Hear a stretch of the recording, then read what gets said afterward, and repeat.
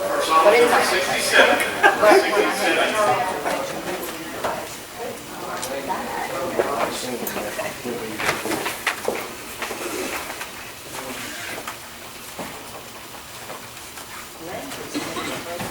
Or the beauty of the earth, or the beauty of the sky, or the love which from our birth over and around the skies, or the call to thee we raise, is our sacrifice of praise. For the beauty of each hour, of the day and of the night, hill and dale and tree and flower, sun and moon and stars of light, Lord of all, to thee we raise, is our sacrifice of praise. For thy church that evermore lifted holy hands above, offering above every shore, her sacrifice of love. Lord of all, to thee we raise, is our sacrifice of praise.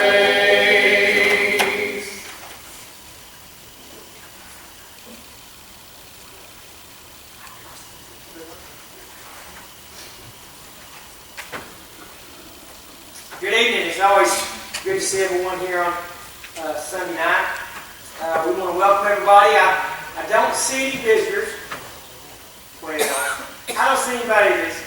Well, we got a couple guys that are not here as often because they live in another part of the state. But we don't have any visitors, it looks like. But we are thankful that everybody's here tonight. And if you are visiting, I just can't see you because I'm blind, where we offer you a special welcome. I ask you to stick around and let us get to know you after services. If you have a mobile device that you need to silence, we ask you to do that as well. We also ask that everyone refer to the overhead now before services and the bulletin board for those on our prayer list. But certainly, remember Riley Martin, who will have knee surgery, knee replacement surgery Tuesday, August 27th. So certainly remember her in your prayers. Gail Ford will have surgery scheduled. It's on the 28th of August, so remember her as well. Johnny Thomas will have a heart cath done in Little Rock on this Wednesday. I also heard that Ranger Tyndall's kind of recovering from pneumonia, so certainly pray for her. There's a note here that on the other end of it, not sick, but on the good part of it, that baby boy, Brecken James Vernon, that is the son of Erica Hobbs Vernon, 8 pounds 8 ounces, 19.5 inches. So certainly rejoice with her. It's always exciting to hear things like that. Please see Blake Tyndall if you'd like to give some money to purchase food for the trays for our area school teachers. I'm asking about that. You can probably fill you in. Also, there are tracts, flyers announcing the upcoming gospel meeting in October. They're available for pickup distribution on the table in the foyer. Ladies' Bible class begins September 4th at 10 a.m. Please see Sister Johnson about class material. We plan to go to that if you're ready. There's a sign-up list in the back for the men's class, the books for the men's class in the foyer. If you're interested in doing that, they're on Tuesday nights normally. Attending that, please sign up for that. And also, if you want to know a little more about what the book's going to be, Kevin can fill you in on that. The September calendars are in the foyer. So that's what I've got tonight.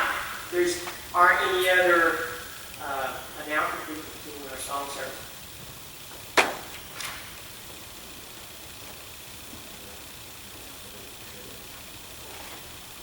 Number 383, 383.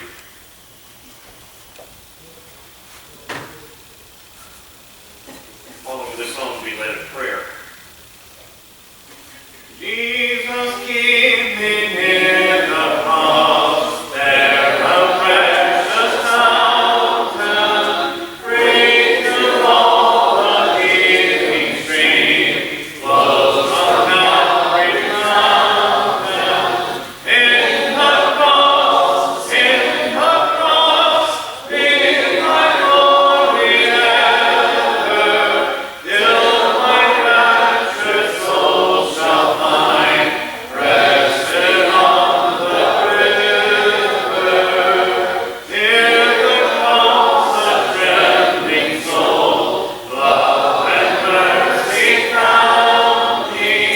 There's a bright and morning star, shed its beams around me. In the cross, in my glory ever, till my raptured soul shall find rested on the river. Near the cross, O Lamb of God, bring His things before me. Help me walk from day to day with His shadow o'er me. In the cross, be my glory ever, till my raptured soul shall find resting on the river.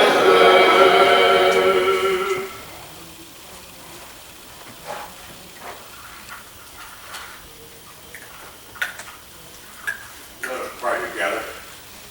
Our Father in heaven, we're thankful that we can come before you with things that are on our hearts. We pray that you would be with those that are sick, that are having medical procedures, that they might be healed and be back about their normal activities. We pray that as we learn from your word and study more, that our faith and trust in you will be increased, that we might rely more on you and less on ourselves. We pray that you would bless the activities that we participate in, designed to increase the knowledge of your word, to teach others, and to learn ourselves. We pray that we'll be strengthened and you will increase our courage. In Jesus' name we pray. Amen.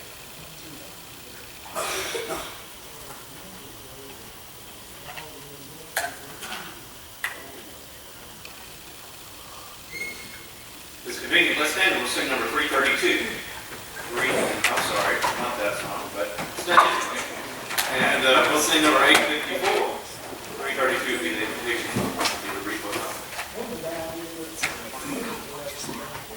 8 last 4. Oh, a sweet will sing to me, the Lord, when He comes in glory by night. What a song of praise will be our voice when He comes in glory by night. How sweet, when He comes in the sun. What joy will be, what joy will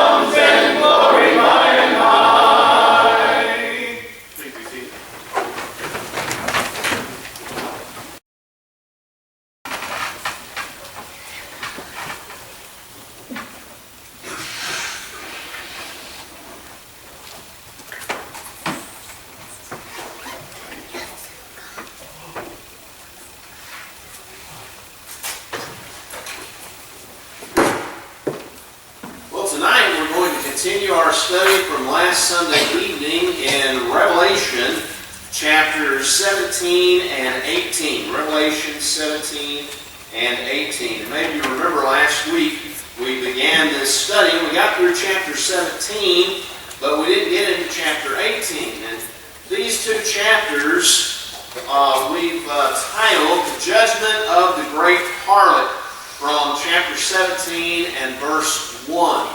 Now this is part of the ongoing judgment that is taking place in the book of Revelation that began with the pouring out of the first bowl that started back in chapter 15. And so this is a continuation of the pouring out of the seventh bowl, which is then symbolizing final judgment over all things. And so whatever happens in these next chapters, we can know that it's part of that final judgment. So last week we were looking at this, and one of the key verses to helping us to understand Revelation 17 and 18 is found in Revelation 17 and verse 15. And in 17 and verse 1, the angel says to John, "Come, I will show you the judgment of the great harlot who sits on many waters." And remember that the book of Revelation is symbolic. The pictures that are used in this book are not intended to be taken literally, but symbolize other things. So, for example, many waters here is interpreted for us in verse 15, where the angel said to John, "The waters which you saw, where the harlot sits, are peoples, multitudes, nations, and tongues." All right?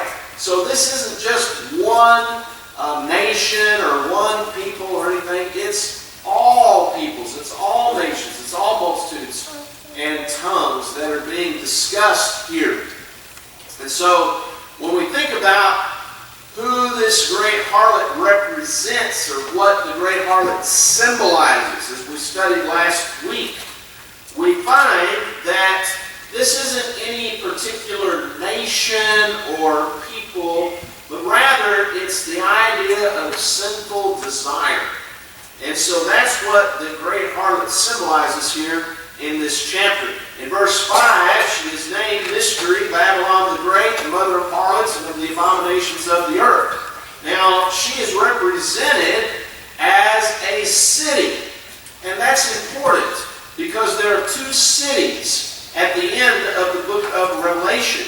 There is the great harlot, or Babylon, that is represented as a great city. In verse 18 it says, "The woman whom you saw is that great city which reigns over the kings of the earth." And then there's another city that's going to come at the end of the book of Revelation, and that city is called New Jerusalem. And so there are two cities here. One city is going to be judged forever. And the other city, New Jerusalem, is going to be elevated to be with God in Christ forever. And so that's the big picture here of these chapters, along with the chapters that are to come. But this is final judgment. None of the things that are happening in these contexts are things that are taking place right now, or things that have taken place historically, or anything like that. We don't line up these things with historical events or future events or something like that. That is to transpire through the nations of the world and things like that, because that's not how these things are to be interpreted. These are not literal, but they are symbolic. And so what is being judged here is not some particular kingdom that is symbolized by Babylon or something like that, but rather the idea or the concept of sinful desire. And that is, of course, represented in this great harlot. How she's dressed, what she does, what she has written on her forehead, and many other things. And we talked about those things last week. It's also symbolized in for her escort.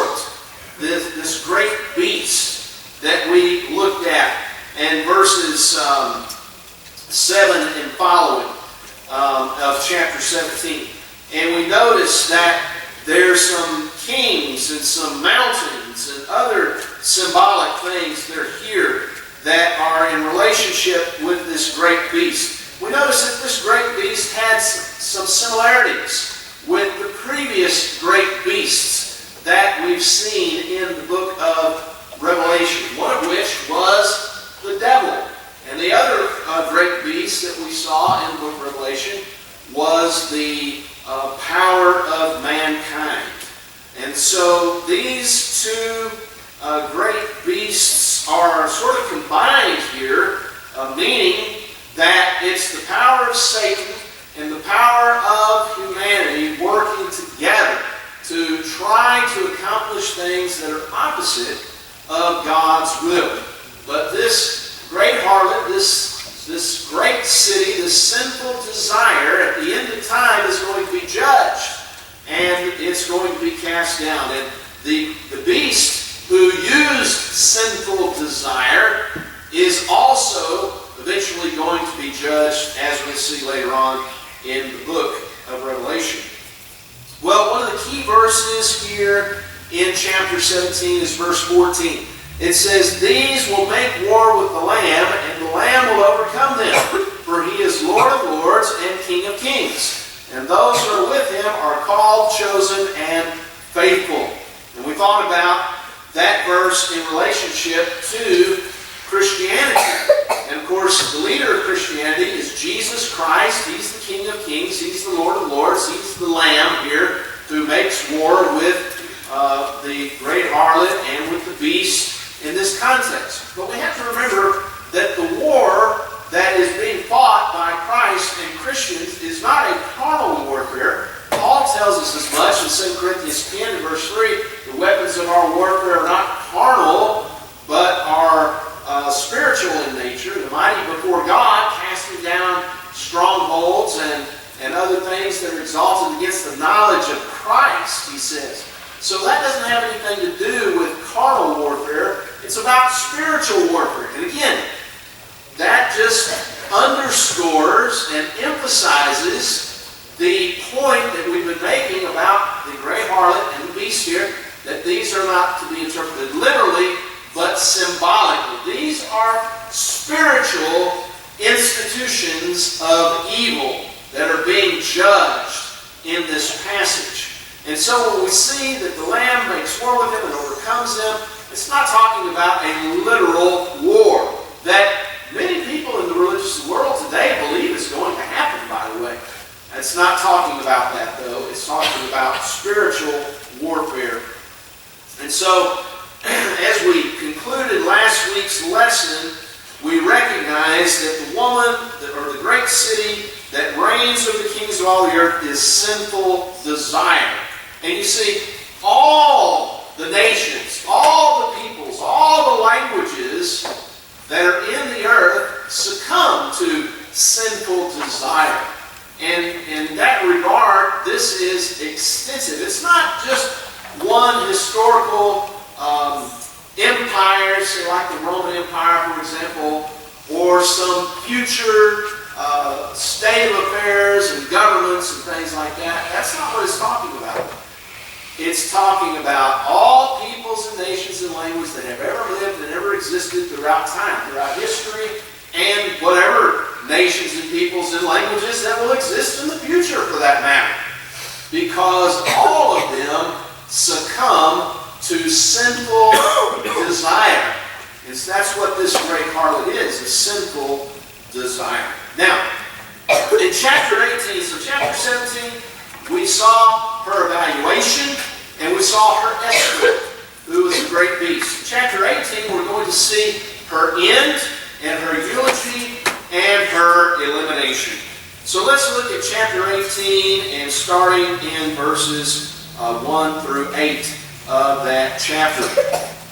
"After these things I saw another angel coming down from heaven, having great authority, and the earth was illuminated with his glory. And he cried mightily with a loud voice, saying, Babylon the great is fallen, and has become a dwelling place of demons, a prison for every foul spirit, and a and a cage for every unclean and hated bird. For all the nations have drunk of the wine of the wrath of her fornication. The kings of the earth have committed fornication with her, and the merchants of the earth have become rich through the abundance of her luxury. And I heard another voice from heaven saying, Come out of her, my people, lest you share in her sins, and lest you receive of her plagues. For her sins have reached to the heaven, and God has remembered her iniquities. Render to her just as she rendered to you, and repay her double according to her works in the cup which she has mixed. Mix double for her. In the measure that she glorified herself and lived luxuriously, in the same measure give her torment and sorrow. For she says in her heart, I sit as queen and am no widow, and will not see sorrow. Therefore her plagues will come in one day, death and mourning and famine, and she will be utterly burned with fire, for strong is the Lord God who judges her. All right? So this is the end of the great harlot here in chapter 18 in verses 1 through 8. So another angel comes down from heaven with great authority, and the earth is illuminated with his glory, verse 1 says. And then he makes this cry in verse 2. Babylon the great is fallen, is fallen. And so this is then the fall of sinful desire, more or less. And again, we're talking about the things that are going to happen at the end of time. As long as the earth continues, before Christ returns, sinful desire is going to have its place among all nations and peoples and languages, etc. But when Christ returns, sinful desire is going to be condemned, along with all of those who gave in to sinful desire and sought to allow sinful desire to have its way, or her way, within their life. And you'll notice here in verse 2 that Babylon the Great is fallen, and has become a dwelling place, notice, of demons, a prison for every foul spirit, and a cage for every unclean and hated bird. Well, what is going to happen to sinful desire when Jesus comes again? Well, those who have given themselves over to sinful desire are going to find themselves separated from God and Christ forever. And then they will then be in prison forever, in an eternity separated from God that the Bible calls hell. And so that is being described here in verse 2, that those who have given themselves over to sinful desire during their lives are now going to be imprisoned by that.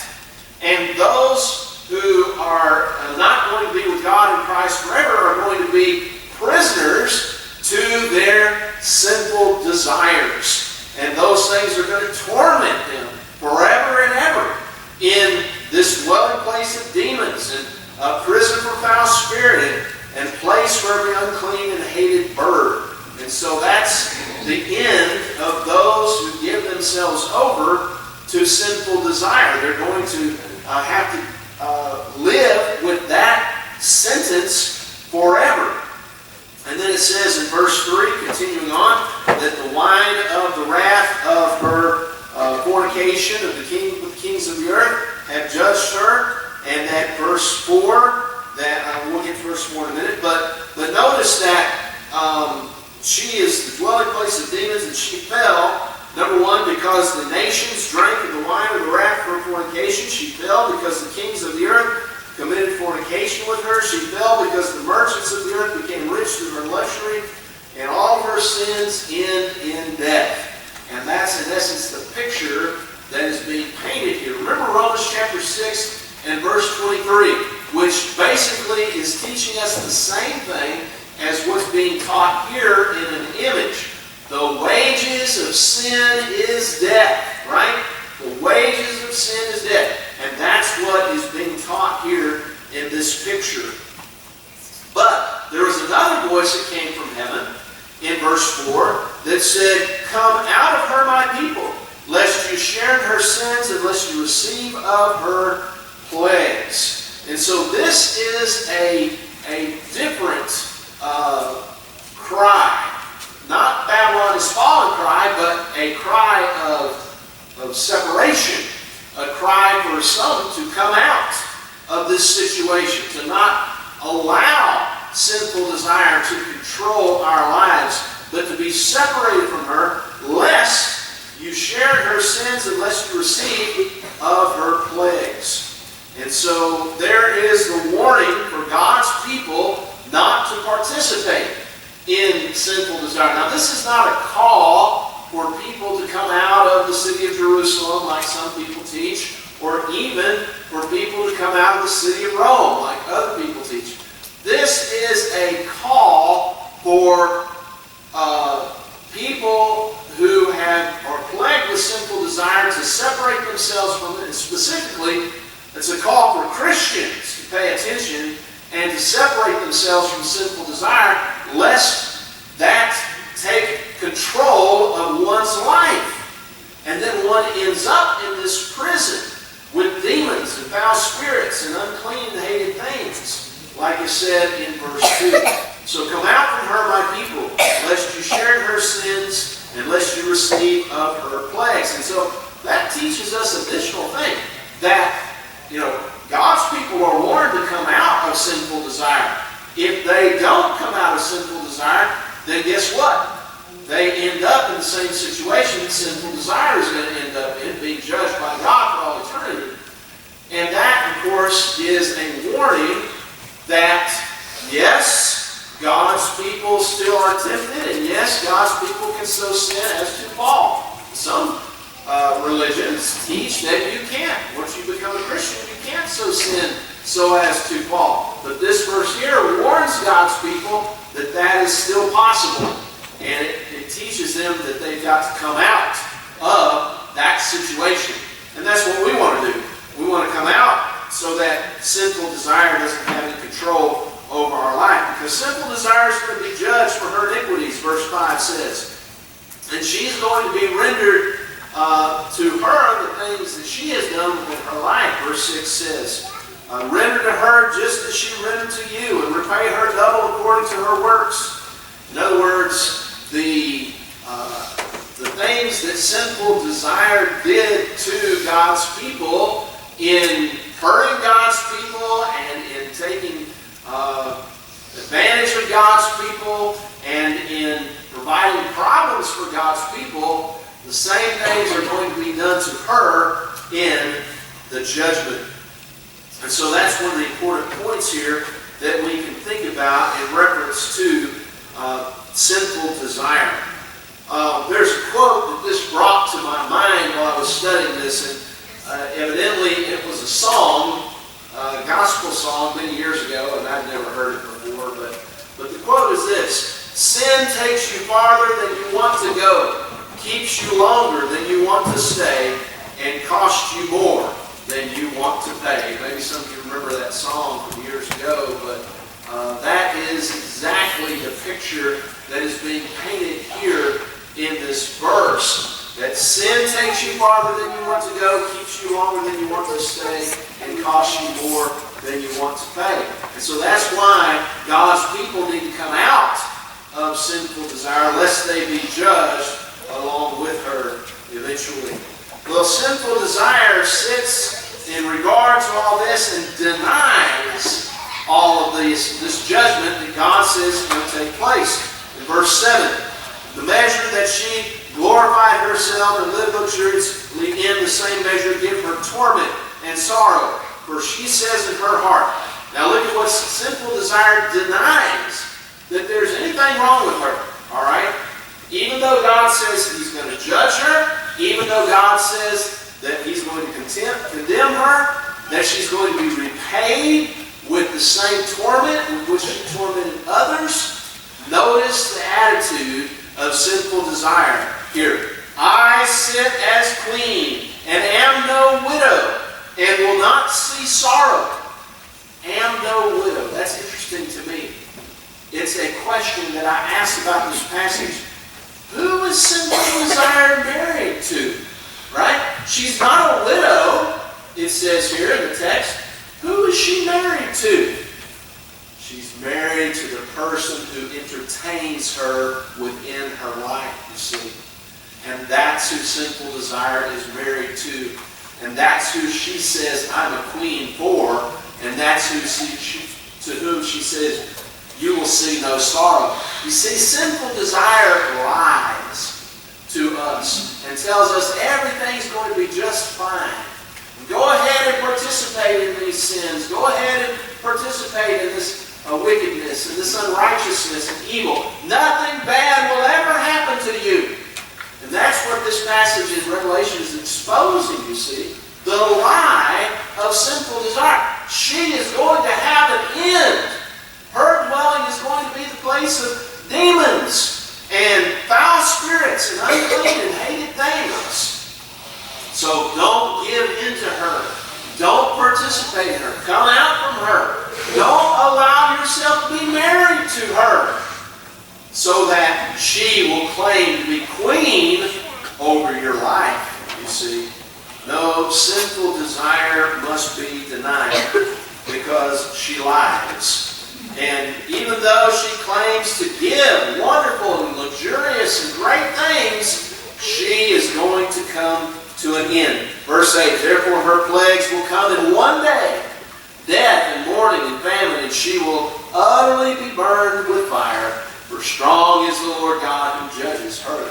She's not going to be able to stand against the judgment of God. Regardless of how much she protests in this life, regardless of how much she says, all good things will happen to you if you follow me, regardless of how much she designs to do and fulfill desires, God will bring her into judgment one day. And that's why we don't want to be part of her. We don't want to participate in her sins. We want to come out of her so that God will not judge us along with her.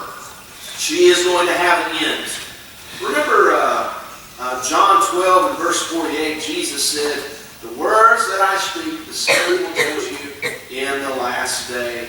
And there will be a final judgment. In 1 hour, it says, we're going to talk more about that, or in 1 day here in verse 7. And then it's going to say in 1 hour, verse 10, and then in verse 17, and in another verse as well here, talking about 1 hour. We're going to talk about what that 1 hour means in just a little bit. All right? So her end. But then secondly, we have here in Revelation 18, her eulogy. Notice in verses 9 through about verse 20 here.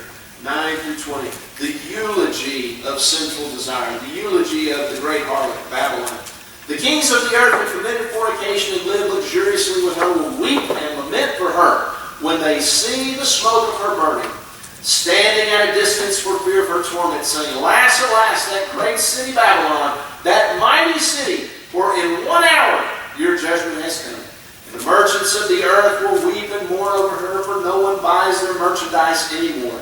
Merchandise of gold and silver, precious stones and pearls, and many other things that are listed there.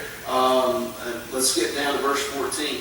The fruit that your soul longed for has gone from you, and all the things which are rich and splendid have gone from you, and you shall find them no more at all. The merchants of these things who became rich by her will stand at a distance for fear of her torment, weeping and wailing, and saying, alas, alas, that great city that was clothed in fine linen, purple and scarlet, and adorned with gold and precious stones and pearls.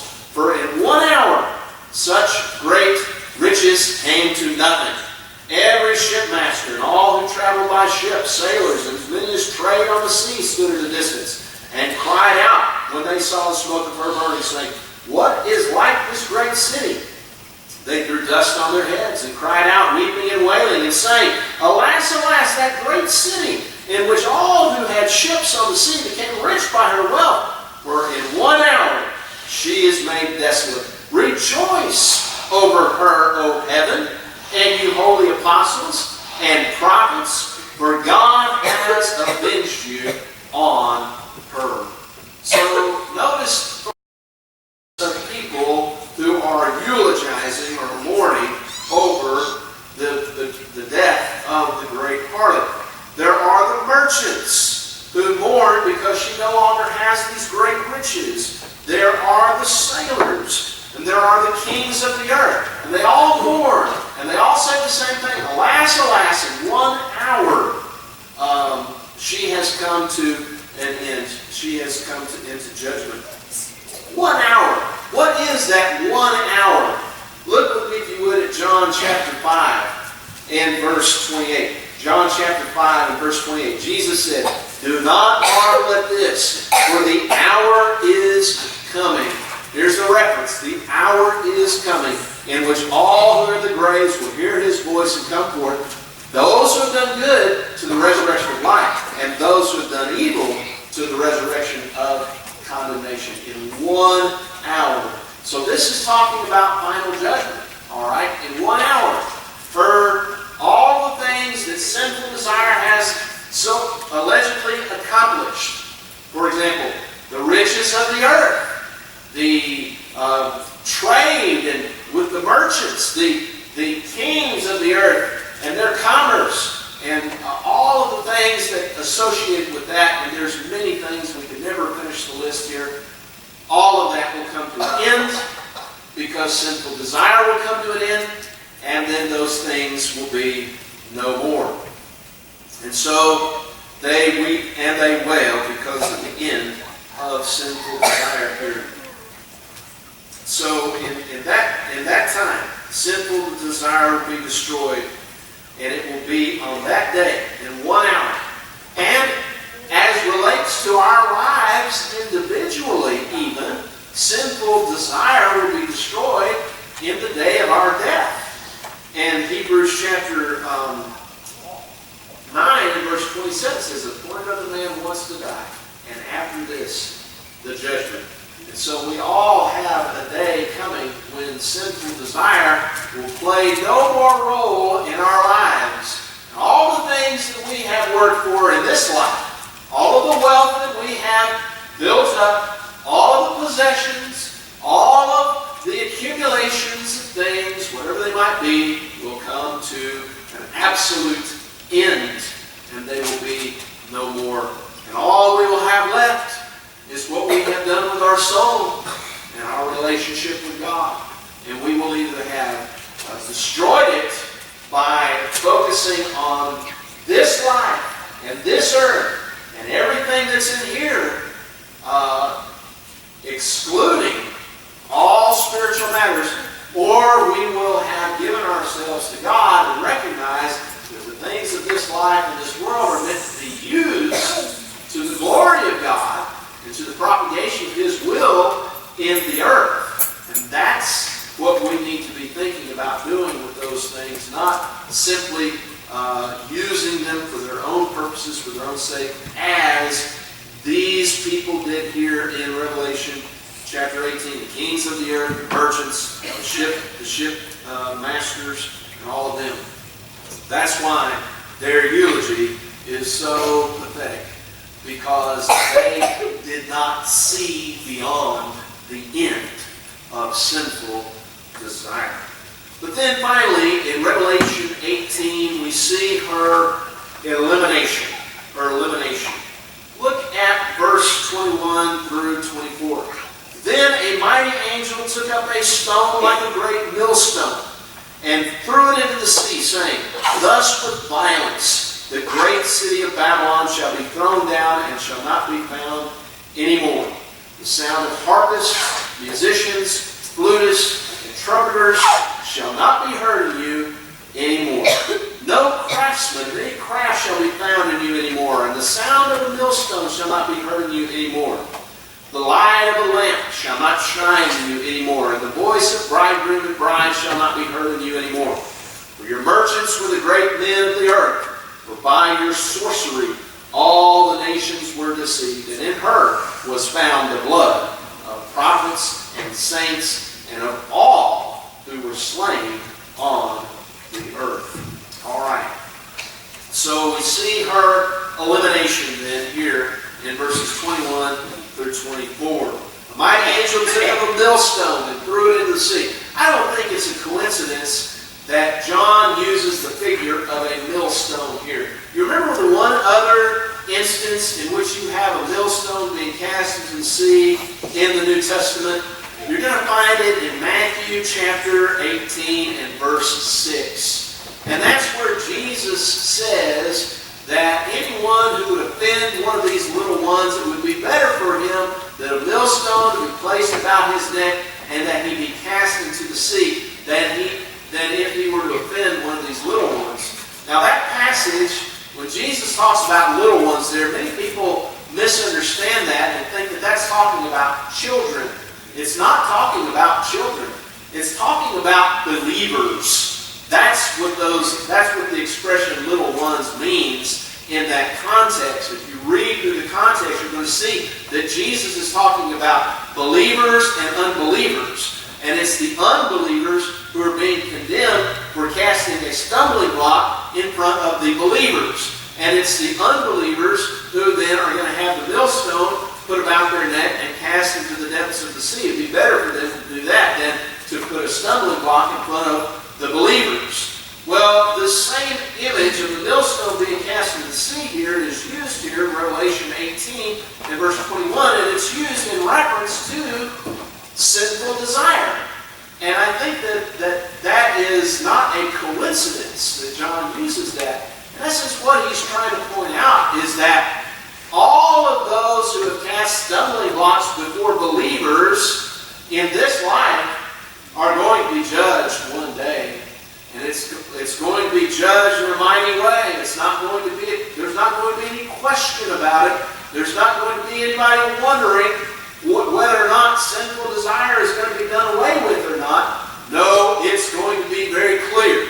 It's going to be as clear as a great millstone that is taken and thrown into the sea. It's going to be obvious, and there's not going to be any mistakes about it.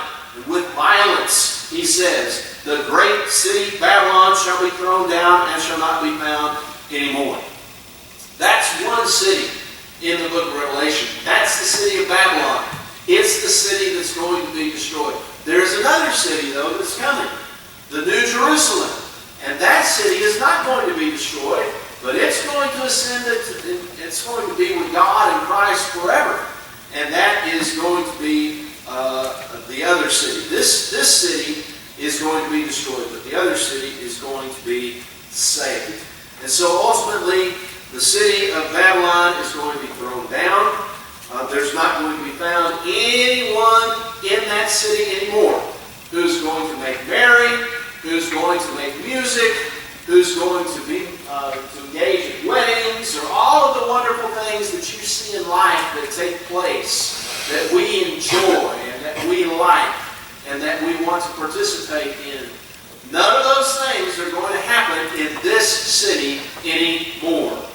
And so, just in case you're thinking, like so many people out in the world think, that, well, when this life is over, I'm going to go party with the devil and his angels, you are wrong. That is not going to be how it is. It's not going to be a party. It's not going to be a place where there's laughing and carousing and carrying on and having a good time and things like that. That's the message that some people out in the world claim, and it is a lie. And we ought not to believe it, because this verse right here says none of that. There's not going to be any partying in hell with Satan and his angels. It's going to be a place of torment forever and ever. And it's going to be separation from God. There's going to be no love. There's going to be no enjoyment. There's going to be no pleasure. Nothing like that. It's all going to be done away with. And that's the point that is being made here. None of those things that we enjoy in this life are going to be found in that city in judgment. And so, again, verse 24 just shows that she is being judged for the fact that ultimately she is responsible for the blood of the prophets, and the saints, and of all who were slain on the earth. And ultimately, that's what sinful desire does.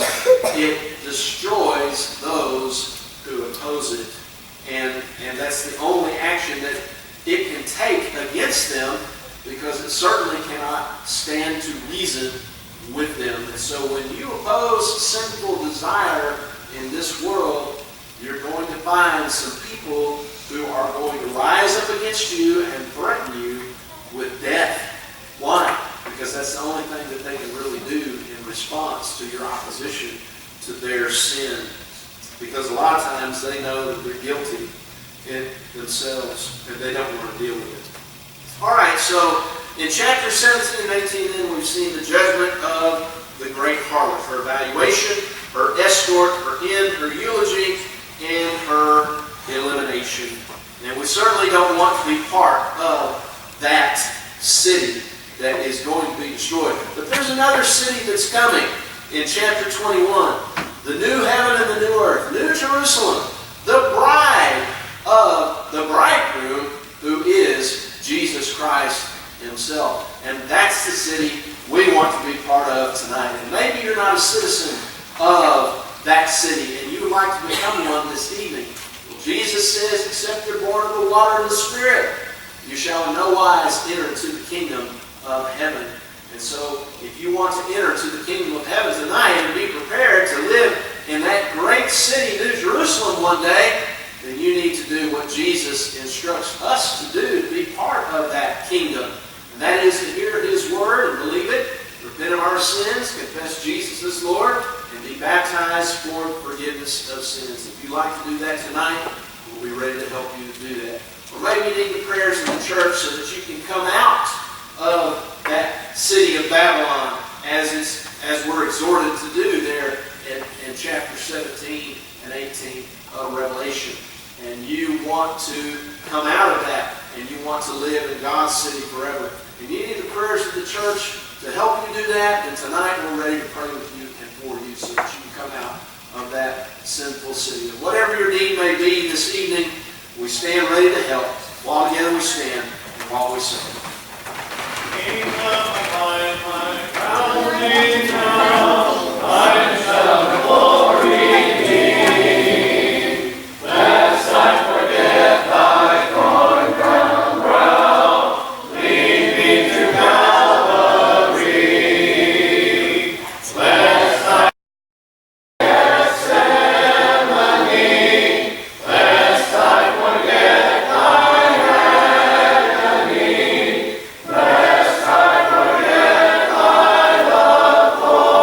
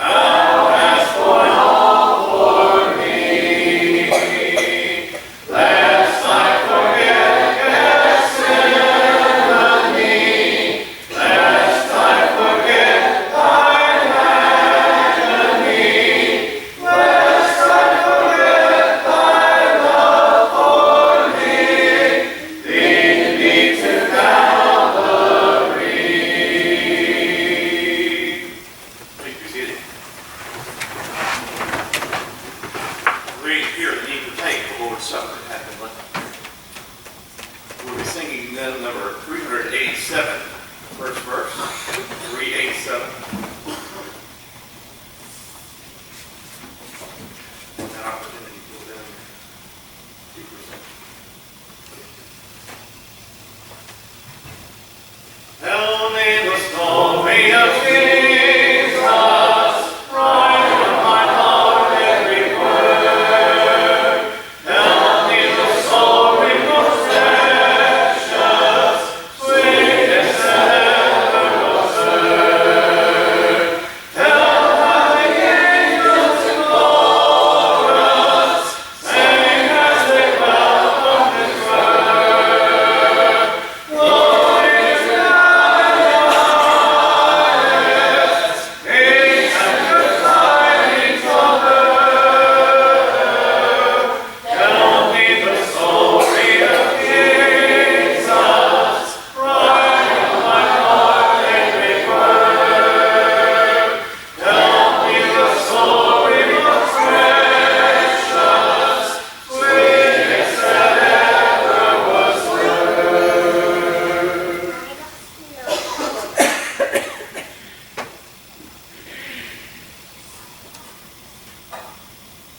Heavenly Father, we thank you so much for this Lord's Day that you blessed us with. We thank you for your Son, Jesus, and the decision that you made to give his life for ours, so that one day we may have a home with you in heaven.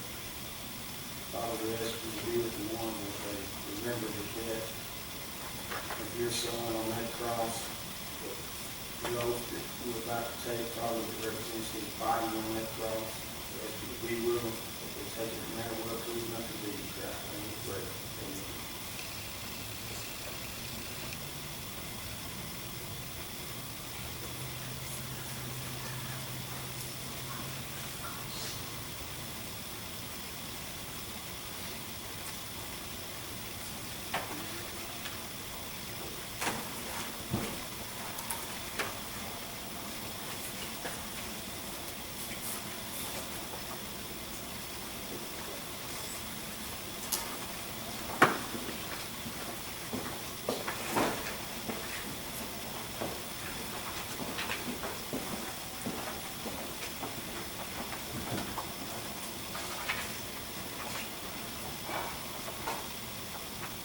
Heavenly Father, we continue our thanks for this cup of food divine which represents your Son's glory that was shared on that cross. We ask you to be the one that take it, to do so no matter what, please not to be. Christ, I need to pray. Amen.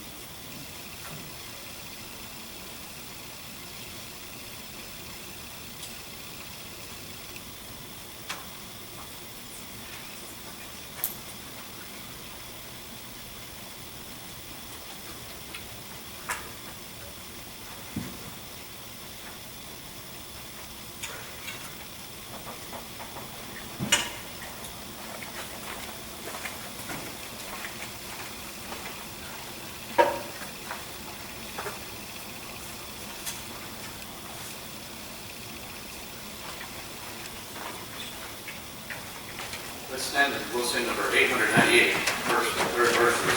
We'll have a prayer to follow, and we'll be dismissed. Number 898. As I travel through life with trouble and strife, on the glorious hope that is here on the way, my fall will be gone, and rest on that shore, where the night has been turned into day. Paradise valley, the sun, and the rain.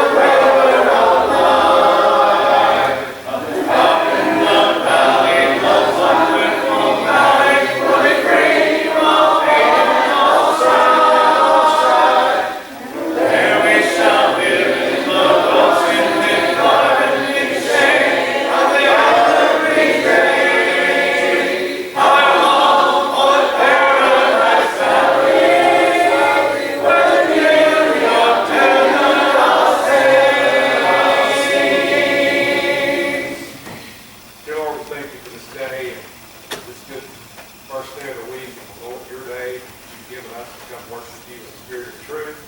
We thank you for these beautiful songs that we were able to sing and praise and worship you. Let us not take this great privilege for granted. Be with those on this long list of sick people that we have in our numbers that are going through a lot of difficulties and trying times. Also the families that are the caregivers that are ministering their needs. Be with us with our upcoming gospel meeting October 6th. Help us to support that effort. Get people here to hear the truth. Help the speaker of the hour research everything that he wants to say and do a good job. Get across everything that you would have him to encourage and feel everybody. Forgive us our many sins.